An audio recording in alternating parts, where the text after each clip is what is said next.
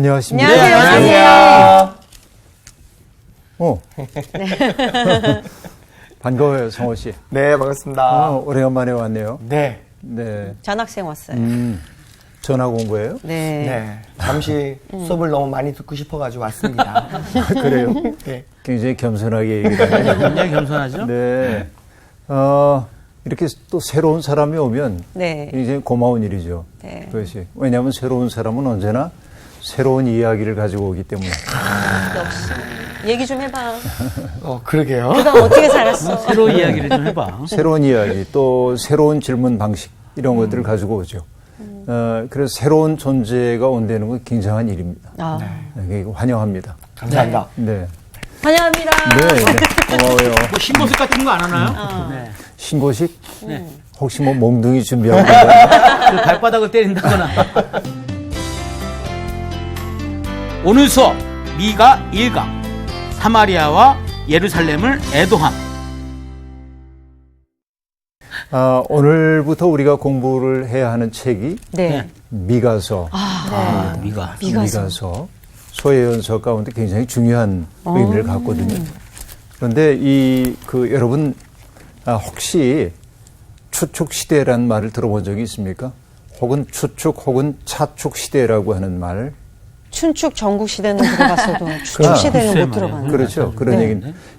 이게 어떤 얘기냐면은 지구가 네. 정북에서 정남으로 이렇게 돌아가나요? 아니면 좀 기울어져 있나요? 기울어져 기울어져 있죠. 몇 도죠? 그게? 15도. 15도? 무슨 15도야? 5도? 23.5도. 그렇지. 23.5도. 23.5도. 와. 네, 정확해요. 확실히 지구과학을 잘하고 있어 내가. 갑자기 튀어나온 말이지. 네, 아니야. 23.5도 다 외웠어요. 진짜로 정말 잘 기억을 하고 네네. 있네요. 23.5도 기울어진 상태에서 돌잖아요. 그게 축이죠. 네. 지구의 축이죠. 네. 그래서 지구가 그 23.5도를 중심으로 해서 돈다고 해가지고 이 축을 네. 추축 혹은 차축이라고 얘기하기도 하는데 칼리 아스퍼스라고 하는 철학자가 차축 시대라고 하는 말을 사용을 합니다. 네. 이게 왜 그 말을 사용했는지가 중요한데 그러니까 물어보려고 그랬습니다. 들어봤어요? 아니요, 지금 오늘 처음 들어요, 저는. 네, 저도요. 차축 시대 이렇게 말하는데 차축 시대니까 아까 얘기한 대로 그 중심축이 흔들리면 안 되잖아요. 네. 네. 그러니까 굉장히 중요한 시대인 건 알겠는데 그 야스퍼스라고 하는 학자는 차축 시대를 언제로 하냐면 주님 오시기 전 그래서 주전 8세기부터 주전 2세기 사이 이때를 차축 시대라고 그렇게 얘기를 합니다. 어떤 의미에서 그러냐면 이때 인류의 정신사의 가장 중요한 개념과 사상가들이 다 나온다는 거예요. 이때. 정말 그런가 좀 따져보면요. 예. 네. 이렇게 볼 수 있습니다. 뭐 다른 종교이기도 하지만은 인도에서 이제 그 위대한 인물들이 많이 나오고 특히 이제 뭐 불교 탄생시킨 석가모니도 저 시대에 속하고 또 조로아스터도 등장하고 중국에서는 공자, 맹자 이런 분들 그리스에서는 소크라테스, 플라톤, 아리스토텔레스 이런 분들이 전부 저 시대에 속합니다. 네. 그렇죠? 그런데 이스라엘에서는 어떤 분들이 등장하냐면은 주전 8세기에 등장하는 게 아모스, 미가, 호세아, 이사야 이런 분들이. 선지자님들이네. 그러니까 굉장히 중요한 인물들이 그때 다 등장을 해요. 그러니까 이 시대가 인류의 정신사에서 매우 중요한 시대인데 네. 왜 그런가를 생각해 보면 금방 알 수 있어요. 이렇게 얘기할 수 있습니다. 이전에는 신화적인 시대입니다. 신들이 많다고 생각을 했고 그 신들이 세상을 지배한다고 생각을 했었죠. 그러다가 그 신들의 세계에 슬쩍 등장하는 사람들이 있었는데 그게 누구냐면 영웅들입니다. 네. 그렇죠. 우리가 그리스 신화에서는 뭐 헤라클레스라든지 이런 그 영웅들이 등장해. 힘센 영웅들, 신들과 겨우 이제 거의 겨룰 만한 그런 능력을 갖는 사람들이 등장합니다. 그래서 한편의 피가 신의 피가 섞였다고 얘기하는 사람들이죠. 영웅들은. 굉장히 많은 영웅들의 이야기가 등장합니다. 그런데 영웅들 이야기는 사실은 어떤 경우의 영웅이냐면 요즘에 와가지고는 여러분 미국 할리우드 영화 같은데 보면은 네네. 소방관도 영웅이고, 네, 그렇죠. 그렇죠. 그러니까 어떤 그 일상 속에서 누군가에게 용기를 가지고 도움을 줬던 사람들을 네. 영웅이라고 하는데, 그렇죠. 네. 우리가 흔히 아는 영웅 신화 속의 영웅들은 뭐냐면 폭력 행사하는 사람들입니다. 그렇죠. 아, 그러네. 전쟁 영웅들입니다. 거의 다. 맞아요. 힘이 강한 사람들이고. 그러니까 거의 신적인 능력에 버금가는 영웅들의 이야기가 등장하죠. 네. 그러니까 영웅들 시대는 어떤 시대냐면 전쟁과 폭력의 시대입니다. 그렇죠. 그렇죠. 영웅들의 시대는 전쟁과 폭력이 일상이 된 시대입니다. 여러분, 사람이 살기 위해 전쟁도 벌이고 폭력을 쓰기도 하고 그러지만 전쟁이 계속 지속되고 늘 일상 속에 평안함이 없다고 할 때 사람들이 꿈꾸는 건 뭡니까? 이제 좀 전쟁 좀 그만했으면 좋겠어. 그렇죠. 왜 우리는 이렇게 전쟁을 자꾸 하지? 왜 죽여야 돼? 그런 생각이 들죠. 그래서 전쟁의 시기, 아까 이제 미란 씨가 춘추 전국 시대를 안다고 얘기했는데 춘추 전국 시대도 여기에 다 들어갑니다. 춘추 시대, 전국 시대도 여기에 다 해당되거든요. 전쟁의 시기예요, 이때가. 너 걸렸네. 그러니까 하나 걸렸네요. 전쟁과 폭력의 시기에 사람들이 처음으로 뭘 생각하기 시작하냐면 평화. 전쟁 없는 세상은 없을까? 그렇죠. 인간은 도대체 어떻게 사는 게 바로 사는 거야? 이런 철학적이고 종교적인 질문들이 등장하기 시작해요. 네. 이걸 뭐라고 얘기하냐면 정신의 탄생이야.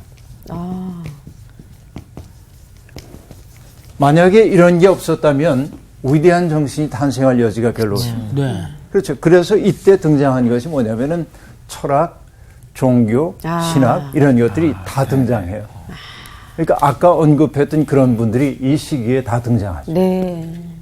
그래서 우리가 아까도 얘기했지만 이사야라든지 아모스라든지 호세아라든지 그리고 오늘 우리가 공부하는 미가라든지 이런 분들이 전부 어느 시대와 관련되냐면 주전 8세기 분들인데 그분들이 그러면 이 예언자들이 등장한다고 하는 건 뭐와 관련됨을 알 수 있어요. 바로 이 시기와 관련이 돼요. 네. 그러니까 전쟁이 없었던 시기는 없지만 전쟁이 너무 압도적으로 사람들을 괴롭히고 있던 때란 말이죠. 네. 특별히 메소포타미아 문명권에 가까운 곳에서 발생했던 제국 가운데 강력했던 제국이 있는데 아시리아라고 하는 제국, 아시리아 제국이 주변 세계를 굉장히 괴롭히고 있던 때란 말이에요. 그러니까 오늘 우리가 공부하려고 하는 이 미가서의 배경이 되는 것은 아시리아라고 하는 제국 치하에서 조금 힘이 약한 나라들이 얼마나 어려움을 겪었는지 네. 그 속에서 어떻게 평화를 꿈꾸고 어떻게 하나님의 뜻을 수행하며 살지 이것을 묻는 정신사의 대단히 중대한 갈림길에 서 있는 책이다. 이렇게 볼 수 있습니다. 이제 우리가 이제 미가서 공부를 들어갈 때 이게 배경으로 좀 얘기를 하는 건데요. 네. 우선 본문을 조금 읽고 얘기를 나눠볼까요? 오늘 미가서 1장 1절부터 9절까지 오늘 공부를 할 텐데 우리 상우 씨부터 좀 읽어주세요. 유다의 왕들 요담과 아하사와 히스기야 시대에 모레셋 사람 미가에게 임한 여호와의 말씀 곧 사마리아와 예루살렘에 관한 묵시라. 백성들아 너희는 다 들으시어다. 땅과 거기에 있는 모든 것들아 자세히 들으시어다. 주 여호와께서 너희에게 대하여 증언하시되 곧 주께서 성전에서 그리하실 것이니라. 여호와께서 그의 처소에서 나오시고 강림하사 땅의 높은 곳을 밟으실 것이라. 그 아래에서 산들이 녹고 골짜기들이 갈라지기를 불 앞에 밀초 같고 비탈로 쏟아지는 물 같을 것이니 이는 다 야곱의 허물로 말미암음이요 이스라엘 족속의 죄로 말미암음이라. 야곱의 허물이 무엇이냐? 사마리아가 아니냐? 유다의 산당이 무엇이냐? 예루살렘이 아니냐? 이러므로 내가 사마리아를 들의 무더기 같게 하고 포도심을 동산 같게 하며 또 그 돌들을 골짜기에 쏟아내리고 그 기초를 드러내며 그 새긴 우상들은 다 부서지고 그 음행의 값은 다 불살라지며 내가 그 목상들을 다 깨뜨리리니 그가 기생의 값으로 모았은즉 그것이 기생의 값으로 돌아가리라. 이러므로 내가 애통하며 애곡하고 벌거벗은 몸으로 행하며 들깨같이 애곡하고 타조같이 애곡하리니 이는 그 상처는 고칠 수 없고 그것이 유다까지도 이르고 내 백성의 성문 곧 예루살렘에도 미쳤음이니라. 네. 자, 오늘 미가서 공부를 하는데 금방 이제 이게 시대적 배경, 그러니까 세계사적 배경을 얘기했다고 한다면 미가서의 탄생 배경이 되는 조금 성서적인 배경에 대한 이야기를 하고 넘어가겠습니다. 네. 미가 선지자가 활동을 했던 그 시기는 아까 얘기한 대로 주전 8세기인데 네. 그때 어떤 일이 있었냐면은 아수르 혹은 아시리아라고 하는 나라가 네. 조그만 나라였습니다만은 세력을 점점 확장해 가면서 제국으로 번져갑니다. 그러니까 일종의 제국의 형태를 띠기 시작하는데 네. 제국은 욕망이 있어요. 자기를 더 크게 만들고 싶어요. 네. 점점. 그래서 이 아시리아는 서쪽에 있는 나라들을 복속시키는 전쟁을 벌이기 시작합니다. 계속해서 전쟁을 벌여요. 그러니까 이쪽 서쪽 지역에 있는 여러 약소 민족들은 아시리아에게 속절없이 당할 수밖에 없는 거예요. 네. 그런데 두 나라가 있었습니다. 아람이라고 하는 나라와 이스라엘이라고 하는 나라가 있는데 네. 그렇죠. 북왕국 이스라엘과 남왕국 유다로 나뉘어져 있잖아요. 네네. 지금. 그런데 아람이라고 하는 나라, 다마스커스를 토대로 해서 있는 아람이라고 하는 나라의 르신이라고 하는 왕과 이스라엘의 왕 베가라고 하는 사람이 어떤 생각을 하게 되냐면, 야, 아시리아가 우리를 괴롭히는데 우리 혼자는 아시리아를 막아낼 수가 없어. 네. 그러니 우리 둘이 손을 잡고 아시리아에 대항하자. 네. 오케이. 그래서 손 잡았어. 네. 근데 계산을 해보니까 도저히 이 당해내기가 좀 어려워. 네. 이 둘만의 힘 가지고는. 그럼 또 그래서 버텨야죠. 뭐라고 얘기하냐면 남왕국 유다의 임금 아하스에게 같이 하자. 우리 같이 해. 손 좀 잡아. 이렇게 손 딱 붙잡고 네. 같이 하면 좋겠어. 그러니까 아하스 임금은 유다 임금 아하스는 계산을 하겠죠. 네. 여기하고 손을 잡고 여기에 대항하는 게 좋을지 네. 아니면은 다른 방법을 찾을지 예비들지. 생각해 보니까 아시리아에서 아람과 이스라엘은 가까운데 여기는 약간 멀어. 네. 그러니까 전쟁의 상황에서부터 조금 멀어져 있죠, 여기가. 네. 네. 그래서 유다가 얼른 생각하기를 우리는 얘들하고 손잡지 말고 아시리아. 여기하고 손잡으면 어허, 이런. 우리를 얘들이 보호해 주겠다. 그 생각이 듭니다. 근데 그 사실 알아차린 이 아람 왕 르신과 이스라엘 왕 베가가 네. 네. 먼저 얘가 미우니까 얘부터 쳐. 여기 우한거리가 될 수 있으니까 네. 여기를 치기 위해 군대를 동원한 겁니다. 뭐야. 그 우리 배경을 할 수 있겠죠, 이렇게. 예. 네. 우리끼리 그냥 저기 치려고 그랬는데 우리끼리 싸우고 있어. 아시리아 치기 전에 그러니까 그다를 치는 거니까. 여기를 먼저 이제 좀 정리를 해놓고 정리를 하든지 아니면 우리하고 함께 하도록 만들려고 했던 거죠. 병력 손실이 클 텐데. 그때 그러니까요. 여러분 바로 이런 상황 가운데서 굉장히 중요한 예언자가 하나 등장해요. 네. 이사야. 미가가 아니군요. 이사야가 등장해서 아하스 왕에게 얘기합니다. 두려워하지 말아라. 두려워하지 말아라. 하나님이 우리를 지켜주실 거다. 그러면서 그 유명한 얘기를 하잖아요. 하나님이 우리와 함께 하신다는 상징, 약속을 주는데 징조로 뭐냐면 여기에 있는 여인 가운데 하나가 아이를 낳을 텐데 그게 주께서 우리와 함께 계시다는 하나의 징표가 될 것이다. 임마누엘에 바로 그것이 이 시대입니다. 바로 이런 시대. 근데 결과적으로 어떻게 되냐면 이 아하스는 결국 아시리아의 손을 잡습니다. 근데 손 잡을 때 아시리아가 그래 우리가 너희 치지 않을게 그럴 때 그냥 치지 않겠어요? 아니면 많은 것을 바쳐야 했을까요? 그렇죠. 이 조공을 또 많은 것을 바쳐야 바쳐야 했겠죠. 바로 이것이 남왕국 유다가 겪어야만 했던 첫 번째 위기입니다. 자기 발목에 자기가 자기 걸린 발목 거죠. 잡힌 거예요. 이게 이제 첫 번째라고 얘기할 수 있겠고요. 그리고 여러분 아시다시피 아시리아가 세력을 확장해 가다가 결국은 아람의 수도 다메섹을 732년, 주전 732년에 멸망시켰고, 그 다음에 북왕국 이스라엘을 주전 722년에 멸망시킵니다.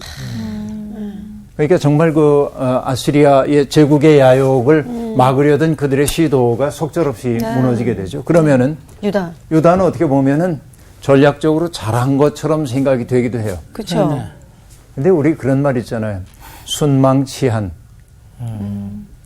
입술이 문제가 생기면 이가 시려운 거죠. 뭔가 의미가 있어요. 네, 그렇죠. 순망치한. 네. 그러니까 위에 범퍼구시를 하고 있던 나라들이 무너지고 나니까 이 속절없이. 아시리아가 굳이 유다를 지켜줄 필요가 좋게 대할 이유가 별로 없는 거예요.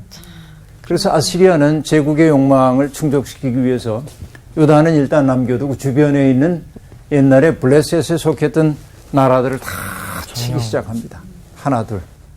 이게 이제 제국이죠. 그래서 블레셋의 도시 아스돗을 파괴하고 또 자기에게 저항하는 지도자들을 다 죽여요. 네. 이때 유다는 두려움에 벌벌벌 떨었겠죠. 그렇게 우리도 이게 보셨죠. 망할 수 있겠다 네. 하는 생각을 합니다. 이게 두 번째 위기였어요. 그리고 세 번째 위기가 오는데 그거는 주전 701년에 발생하는데 어떤 임금 때냐면 이스라엘의 임금인 히스기야 때입니다. 히스기야는 굉장히 위대한 임금이죠. 예. 성경에 많이 등장하고 있는 위대한 임금인데 히스기야는 굉장히 자존심이 강한 왕이기도 했습니다. 그러니까 우리가 언제까지 아수르에게 복종해야 돼? 네. 언제까지 우리가 아시리아의 신민 노릇을 해야 돼? 그래서 이 아시리아 왕인 사네립이라고 하는 사람이 세력을 확장하고 있을 때 히스기야가 반란을 일으킵니다. 우리 이제 역시. 더 이상 안 할 거야, 너희 하고 그렇게 합니다. 역시. 그래서 사네립은 자기의 군대를 보내가지고 유다의 요새화된 성읍 46군데를 파괴합니다. 초토화시키고 있다. 초토화시키는 거예요.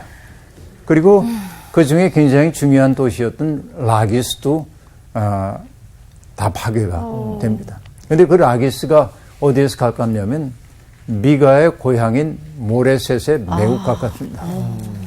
그러니까 이 미가라고 하는 예언자는 바로 그런 국제적 정세의 변화를 아주 꿰뚫어 보고 있었던 그런 사람이군요. 그러네요.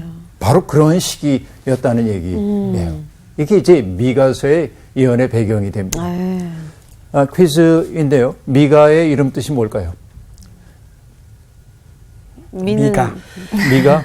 설마 만미자 집가자 그래서 맛있는 음식인지 끝미자에. 아름다운 미의 집가짜인가요? 집가자. 끝미자야, 끝미자. 네. 미가는 누가 야훼와 같은가라고 하는 미가야의 줄임말입니다. 그러니까 그 이름 속에 누가 야훼 하나님과 같은가라고 하는 이름을 그 뜻을 갖고 있다고 얘기할 수 있겠는데요. 미가서 7장 18절을 한번 보실래요? 그렇죠? 7장 18절. 7장 8절. 7장 7장 18절. 18절을 보면 네. 첫 구절이 어떻게 되세요? 주와 같은 신이 어디 있으리까? 자, 이게 바로 미가의 뜻입니다. 바로 본문 속에 등장하고 있죠. 미가의 뜻은 그래요. 그런데 이 미가는 어디 사람이냐면 모레셋 사람이라고 모레셋. 얘기하는데 예루살렘을 중심으로 해서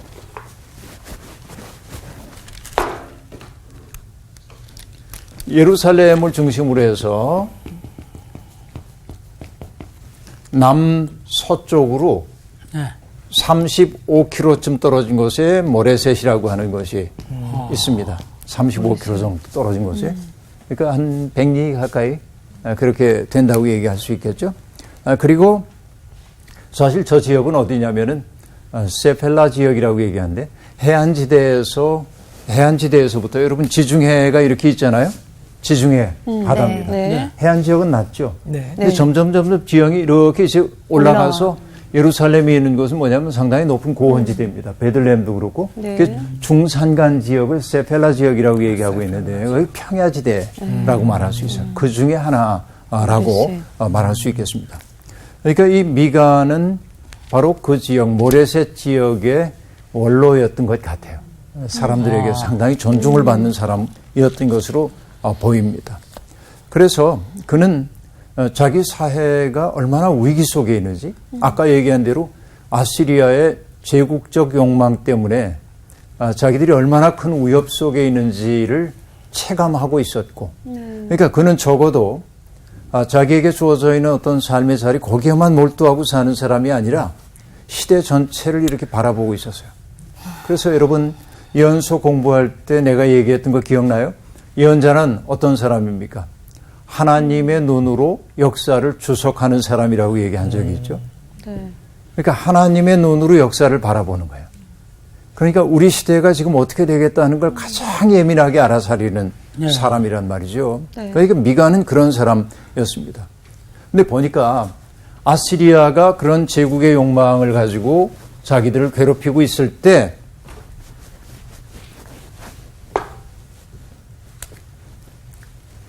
문제는 뭐냐면 네. 자기들이 하나님 신앙 안에서 바로 서서 정말 우리들끼리 똘똘 뭉쳐서 하나님 믿음 안에서 아수르의 야욕을 분쇄해야 하는데 자기 사회를 내부적으로 바라볼 때 너무 이게 엉망인 거예요.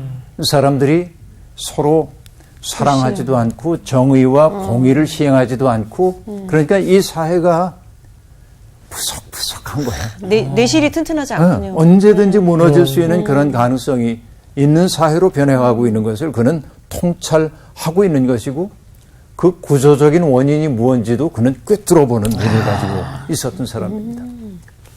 그러니까 어떨까요? 내우 외환이야. 이렇게 바깥에선 아시리아의 네. 야욕이 있고 안에서는 내부의 사람들이 단단하게 뭉치지 못하는 내우 외환의 시대인데 예언자는 뭐냐면 그 시대를 누구보다 앞서 바라보고 있는 사람이야. 그렇기 때문에 결국 나라가 망할 수밖에 없다는 사실을 알기 때문에 미가는 가슴이 끓어오르는 거예요. 아이고. 그래서 미가의 언어는 대단히 격렬합니다. 네. 대단히 격렬합니다. 왜 급하기 때문에 그럴 수밖에 그렇게 이제 없겠어요, 볼 수 진짜. 있어요. 그래서 성경 가운데 미가만큼 강렬하고 생생한 언어를 사용한 예언자가 별로 없습니다. 아모스도 굉장히 셌죠. 격렬하게 얘기를 하지만 네. 이제 나중에 2장 공부할 때 보면 알겠지만은 네. 미가의 말은 대단합니다. 저희가 앉아서 읽을 수가 없을 정도인가 보죠. 예, 네. 우리 성경은 비교적 점잖게 번역을 해놓긴 했는데 네. 강렬. 그대로 번역을 했어야 되는데. 네, 그렇죠. 예. 한번 이제 볼 텐데. 근데 이 미가가 살던 시대가 언젠가 했더니 유다 임금은 요담, 네. 아하스 그리고 히스기야로 이어지는 그 시대에 상당히 긴 시간 동안 이 예언 활동을 하고 활동을 했던 그런 분으로 보인다 하는 말씀입니다. 근데 여러분 보면은요. 여기 미가서 1장을 보면 자 1장 1절을 보면 네. 유다의 왕들 요담과 아하스와 히스기야 시대 얘기했죠. 네. 모레셋 사람 미가 모레셋 얘기도 했습니다. 예. 그리고 그에게 임한 여호와의 말씀 그렇게 말합니다. 임했다라고 얘기하고 있죠. 이것은 단순히 하나님의 말씀이 그냥 이렇게 조용히 우리에게 다가왔다 이런 정태적인 말이 아닙니다. 하나님의 말씀이라고 하는 건 에너지로 가득 차 있는 말이거든요. 그 말이 임했다고 하는 건 뭐냐면 무언가 사건이 벌어질 만큼 역동적인 어떤 일이 벌어지고 있음을 보여줘요. 성서의 언어는 대개 정태적 언어가 아니라 뭔가를 우리에게 조용히 보여주는 서술하는 언어가 아니라 역동적인 언어입니다. 그래서 다바르라고 하는 말씀을 뜻하는 그 말은요. 뭔가 에너지로 가득 찬 말이에요. 그래서 사건이 되는 말이에요. 사건이 되는 말씀, 그죠? 네. 사건이 되는 말씀이라고 얘기할 수 있겠습니다. 그 말씀이 미가에게 임했다. 그런데 그 말씀이 어디를 타켓으로 하고 있냐면 사마리아와 예루살렘에 관한 몫이라 하고 말합니다. 사마리아와 예루살렘, 그러니까 사마리아는 북왕국 이스라엘의 수도였고 예루살렘은 남왕국 유다의 그렇죠? 수도입니다. 네. 그러니까 두 나라에 대한 이야기고요. 여기에서 몫이라고 되어 있는 것은 눈으로 본 말씀을 뜻해.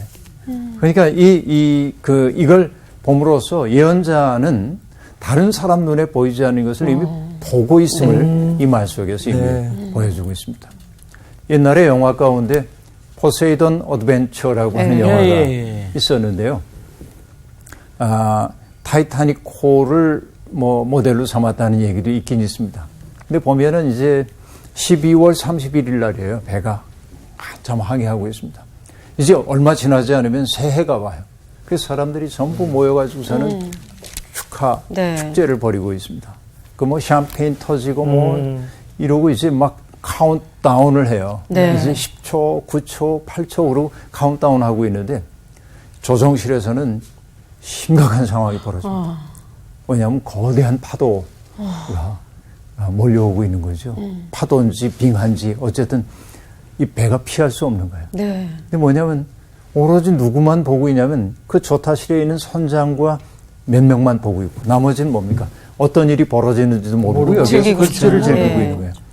우리 인생이 꼭 그렇거든요. 근데 미가의 눈에는 지금 본 거야. 이게 뭐냐? 묵시야. 남들 눈에 보이지 않는 것을 본 거예요. 어떻게 되는지 굉장히 역동적이죠. 자, 그런 얘기인데요. 그래서 2절에 이렇게 얘기합니다. 백성들아 너희는 다 들을지어다. 땅과 거기에 있는 모든 것들아 자세히 들을지어다. 주 여호와께서 너희에게 대하여 증언하시되 곧 주께서 성전에서 그리하실 것이니라 하고 말합니다. 다급하게 들으라고 얘기하고 있습니다.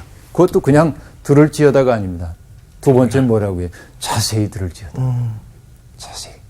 그러니까 자세히 듣는다고 하는 말은 어떤 거죠? 경청해라. 제발 이 말을 좀 알아들어라 라고 하는 얘기입니다.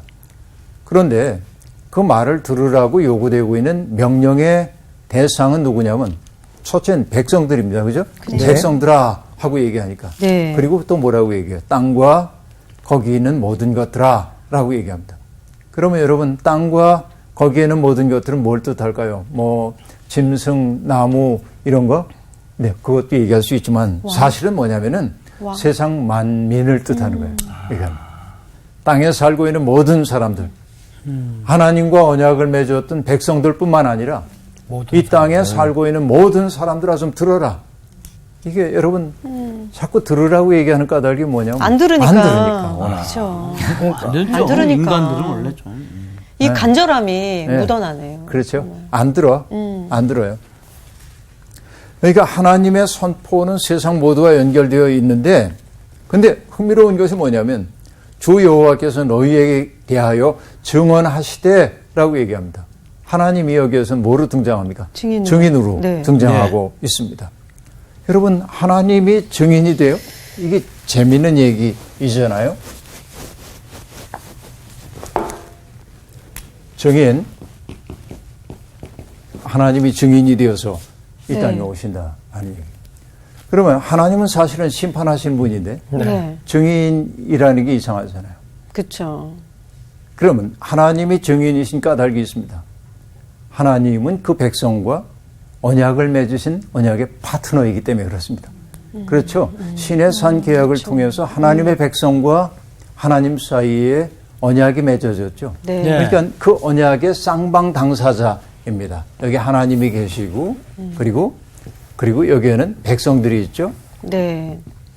그들 사이에 마땅히 있어야 할 언약이 여기에 있는데 한쪽이 거기에 언약을 파기했기 때문에 파기당한 쪽에서 이 백성에 대한 증언을 해야 합니다. 하나님은 지금 스스로가 증인이 되어서 사람들 앞에 지금 서시는 겁니다. 그렇죠?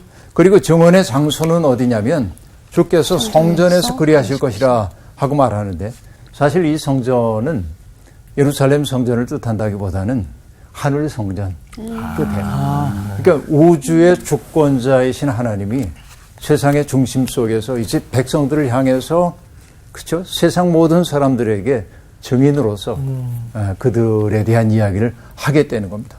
그리고 얘기합니다. 1장 3절 여호와께서 그의 처소에서 나오시고 강림하사 땅의 높은 곳을 밟으실 것이라 하고 말합니다. 그의 처소는 하늘 궁전을 뜻하는데 여러분 여기서 주의해야 할 게 있습니다. 하늘 궁전이라고 해가지고 여길 쳐다보면 안 돼요. 저 높은 곳 어디 하늘 쳐다봐. 이렇게 얘기하면 안 돼요. 여러분 우리는 사복음서를 가지고 있지만은 우리가 복음서로 인정하지 않은 외경 가운데 도마복음서라는 복음서가 있어요. 그 복음서에 이렇게 얘기합니다.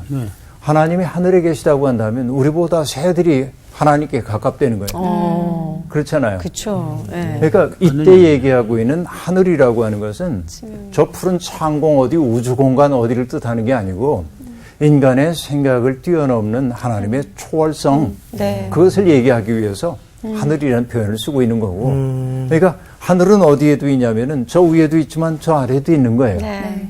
여러분 어느 분이 이런 글 이거 지구라고 합시다. 기왕 동그라미 그려져 있으니까 네. 내가 이제 여기 이렇게 서 있어요. 이렇게 서 있는데 내게 하늘은 어디예요? 여기죠. 네. 근데 여기도 하늘이잖아요. 그렇죠. 여기도 하늘이고 네. 여기도 하늘이잖아요. 네. 하늘은 어디나 있죠. 네. 그러니까 하나님이 하늘에 계시다고 하는 말은 달리 얘기하면 하나님은 어디에든 계시다. 네. 어떤 공간, 어떤 시간을 넘어서서 영원히 존재하시는 분이 하나님이에요. 바로 그 얘기입니다. 그런데 그 하나님이 역사 속에 개입하시는 거예요. 이게 처소에서 나왔다고 하는 말의 의미입니다.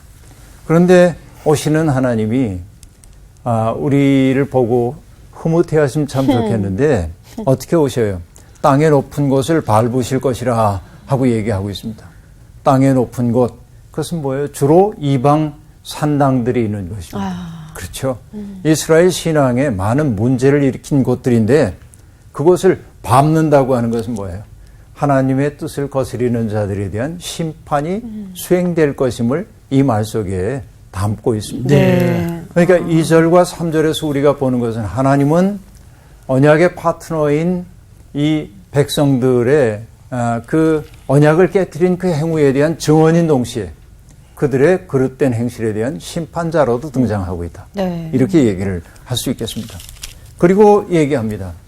그 아래에서 산들이 높고 골짜기들이 갈라지고 이렇게 얘기합니다. 다시 얘기하면 되돌이킬 수 없는 심판의 엄중함을 얘기하고 있습니다. 그걸 인상적으로 얘기하고 있습니다. 불 앞에 밀초 같고 비탈로 쏟아지는 물 같으니 이는 다 야곱의 허물로 말미암음이요 이스라엘 족속의 죄로 말미암음이라 하고 얘기하고 있습니다. 하나님이 심판하시는데 뭐 때문에? 야곱의 허물 때문에. 이때 허물이라고 하는 그 단어는 언약을 위반한 죄를 뜻하는 단어입니다. 네. 그렇죠. 언약을 위반했어요. 언약의 내용은 뭘까요? 언약의 내용은 뭘까요? 그걸 알아야 뭘 위반했는지를 알 수 있잖아요. 그렇죠. 그렇죠. 네. 첫째는 뭐냐면 하나님에 대한 충성 혹은 신실함입니다. 그죠? 두 번째는 뭐야? 하나님만 섬기겠다고 얘기했잖아요. 네네. 두 번째는 뭡니까? 거기에 바탕을 두어서 인애와 정의와 공의를 쳐버린. 사람들 사이에서 수행하며 사는 게 언약의 내용입니다. 네. 이것은 하나님에 대한 책임이고 이것은 이웃에 동료 대한. 인간들에 대한 책임입니다. 네. 이 두 가지를 언약을. 지킬 때 언약의 파트너로서의 구실을 잘 하는 거예요. 네. 근데 이것을 행하지 않은 것을 뭐라고 얘기하냐면 야곱의 허물 이렇게 얘기하는 거예요. 결국 이 언약의 목표는 뭐냐면 인간들을 괴롭히기 위한 것이 아니라 언약의 목표는 하나님이 그러하신 것처럼 그의 언약의 파트너들을 거룩한 삶으로 인도하기 위한 네. 하나님의 꿈. 그건 우리가 거룩한 삶을 사는 거예요. 근데 이것을 다 저버려서 하나님에 대한 신실함도 버리고 인애와 정의와 공의도 버림으로써 그들은 거룩함과 관계없는 삶을 향해 나가고 있는 것이죠. 바로 이것이 그들의 허물이라고 얘기되고 있습니다. 그 다음에 뭐냐면 이스라엘 족속의 죄라고 말하고 있는데 여기에 죄라고 번역되어 있는 단어는 우리가 흔히 아는 그 뜻입니다. 관역을 빗나갔다. 네. 그러니까 화살이 날아가는 것은 관역을 적중시키기 위함인데 엉뚱한 길로 네. 빗나간 거죠. 그러니까 여기에 허물과 죄라고 하는 말이 동시에 등장하고 있는데 야곱의 허물은 사마리아요 유다의 산당은 예루살렘이라 라고 말하는데 어떤 얘기입니까? 가장 거룩해야 할 그 장소가 우상 숭배의 장소가 되었다는 준엄한 꾸지람이 그 속에 담겨 있습니다. 그들의 죄가 무엇인지를 밝혀주고 있어요. 그래서 하나님의 심판이 시행될 텐데 사마리아를 들의 무더기 같게 하겠다고 했고 포도심을 동산 같게 하겠다고 얘기했고 그 돌들을 골짜기에 쏟아내리고 기초를 드러낸다고 얘기합니다. 네. 다시 얘기하면 뭐예요? 사람이 살 수도 없고 경작지로 쓸 수도 없고 그리고 회복하기도 어려운 폐허로 바꿔놓겠다고 얘기를 하고 있습니다. 결국 그들이 의지하고 있었던 우상들도 다 무너질 것이고 결국은 그 음행의 값, 다시 말하면 우상 숭배를 통해 그들이 얻었다고 생각했던 행복이라고 하는 것들이 속절없이 무너지고 불살라지는 것을 그들이 경험하게 될 거다. 그렇게 말합니다. 기생의 값으로 모았은즉 그것이 기생의 값으로 돌아가리라. 네. 우상 숭배하고 얻었다고 믿었던 그것들이 사실은 이제 다 허무하게 빠져나갈 거다.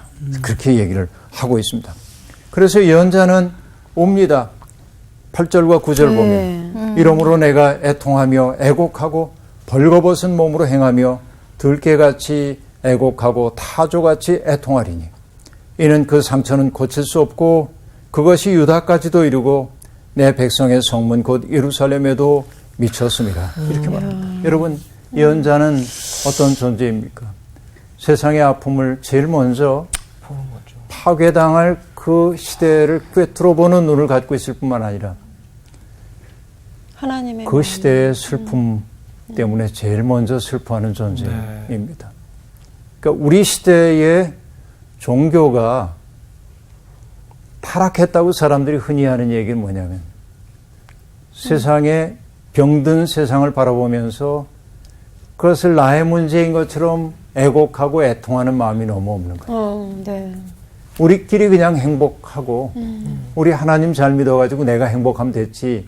그러면서 고통당하는 사람들의 고통 또 그들이 겪고 있는 슬픔 같은 것들을 나의 삶으로 수용하지 않는 그 무정함 이런 것들이 반드시 종교를 혹은 기독교를 타락의 길로 인도할 수밖에 없는데 지금 예언자가 이렇게 애통하고 애곡하고 있는 까닭은 뭐냐면 그들이 무너지는 그 참상을 미리 보았기 때문이기도 하지만 그런 예언자의 뜨거운 마음, 그 그쵸. 뜨거운 마음이 백성들의 마음을 돌이킬 수 있다면 얼마나 좋을까. 그렇죠. 그 마음에 사람들이 접속이 되면 얼마나 좋을까 하는 바람 때문에 그런 것이지요. 맞아요. 그런데 안타깝게도 예언자는 이렇게 얘기합니다. 그 상처는 고칠 수 없고 그것이 유다까지도 이루고 내 백성의 성문 곧 예루살렘에도 미쳤습니다. 하고 말합니다.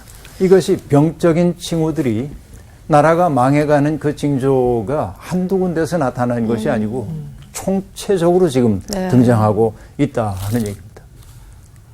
그런데 여러분 마지막에 희망이 있습니다.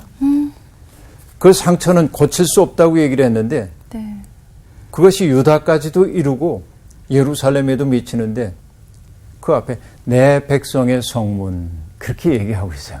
내 백성의 성문. 이것은 뭡니까? 그것은 그들의 배덕함, 그들의 하나님의 언약을 배신했던 그 행위에 대한 지적인 동시에 그럼에도 불구하고 그들을 버리지 않으려고 하는 하나님의 마음, 내 백성. 내 백성. 그치. 그 속에 희망이 있는 거죠. 희망의 단초. 그러니까 때때로 잘못했을 때 매를 들어 치시려고 하지만 그러나 때리는 까닭이 파괴 그 자체가 목적이 아니라 돌이키도록 하기 위함인 것처럼 바로 그런 희망의 여지가 내 백성이라는 말 속에 담겨 있는 것을 우리들이 알 수 있습니다. 그러니까 이 미가서는 처음부터 백성들을 위로하기보다는 준엄하게 꾸짖는 것으로부터 시작하고 있어요. 아까도 얘기했지만은 내후 외환의 상황이잖아요. 밖으로는 뭐였습니까? 아시리아의 제국적인 욕망. 이것이 그들을 호시탐탐 무너뜨리려고 하고 있습니다. 그러니까 온 힘을 다해서 막아내야 합니다. 그런데 이쪽에는 뭐냐면 내부적 모순이 너무 커. 점점 그 모순이 뭔지가 이제 등장하겠습니다만 대개 뭘까요? 힘 있는 사람들이 힘 없는 사람들을 착취하고 그렇죠? 종교인들이 재구시를 하지 못하고 제사장들도 재구시를 하지 못하고 정치인들이 재배석만 차리려고 하고 그렇게 되면 그 사회는 내적으로 무너질 수밖에 없는데 네. 그것을 지금 꿰뚫어 보고 있는 것은 누구냐? 미가. 미가. 그러니까 그가 할 수 있는 일은 뭡니까?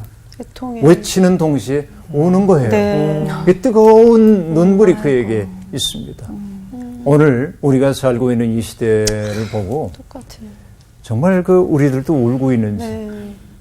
이 시대에 고통받는 사람들의 아픔 때문에 과연 우리가 눈물을 흘려본 적이 있는지 내가 그 눈물을 흘리게 될 때 결국 뭐냐면 하나님의 마음과 접속을 이루게 되는데 우리가 그 마음 잊어버리고 그저 나만을 위해 살고 있는 것은 아닌지 그런 생각을 거듭거듭 하지 않을 수 없는 시간들입니다. 오늘 미가서 첫 번째 시간 다소 어렵기도 하고 네. 우울하기도 하고 그런 전망이기도 했습니다만 그래도 이 소리를 우리가 들을 수 있어야 맞습니다. 우리가 새로워질 수 있다고 생각해요. 다음 시간에 미가서 네. 다음 강의를 계속하겠습니다. 아유, 고맙습니다. 감사합니다.